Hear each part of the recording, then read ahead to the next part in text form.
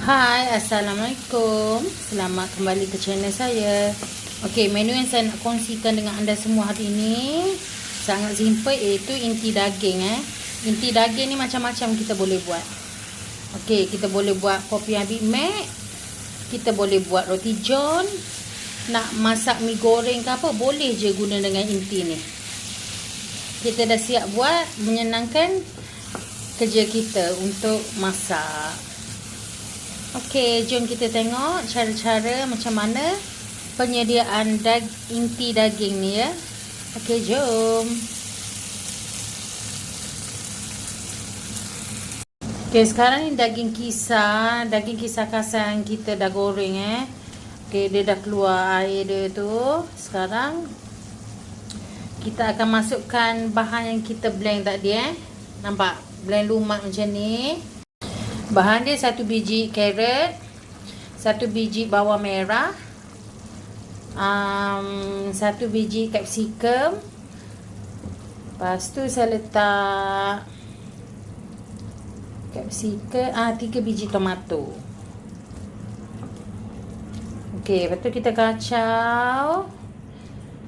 Nanti dia akan kering bersama ni. Okey, sekarang saya akan masukkan serbuk cili babas. Ikut atas kepedasan yang korang nak.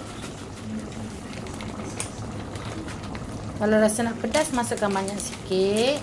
Saya masukkan cili flakes, garlic powder,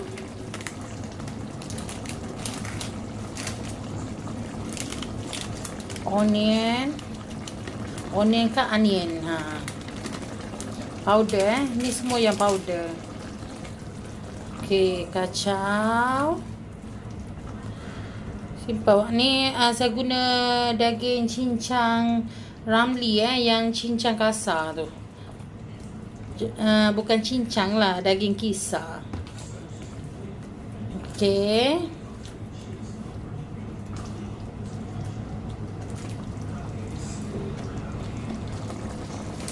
Ni kita masukkan perasa.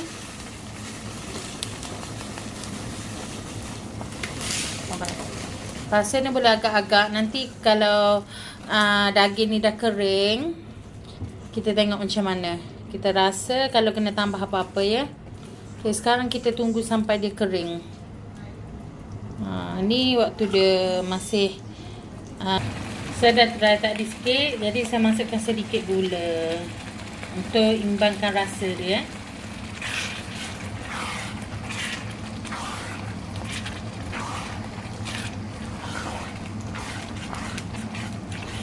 Ni kan, kita nak buat apa-apa pun boleh. Macam nak buat wrap kan, roti wrap tu pun boleh guna inti ni Senang je kalau dah ada ni. Saya memang selalu simpan stok macam ni kat dalam peti ais. Senang, anak nak breakfast, nak pergi sekolah, senang je buat. Sekejap je inti dah ada. Kita just buat roti dia je.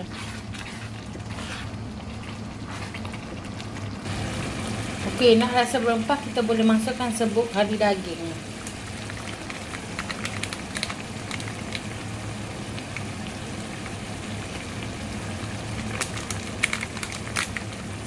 Masuk je agak-agak. Mana yang kita nak. Kacau.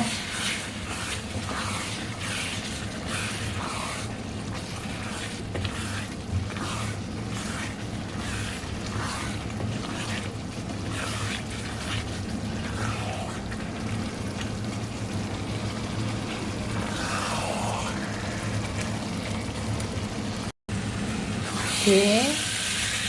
Inti kita dah siap, daging Okey. Saya nak tambah chili flakes sikit lagi.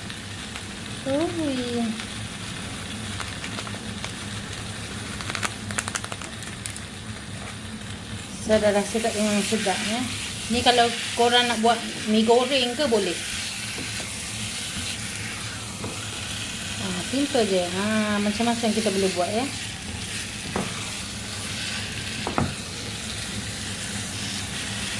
Okey, ni dah apa ni dah siap, boleh simpan dalam peti ais. Kalau nak buat apa-apa, Keluarkan. Senang, masak je.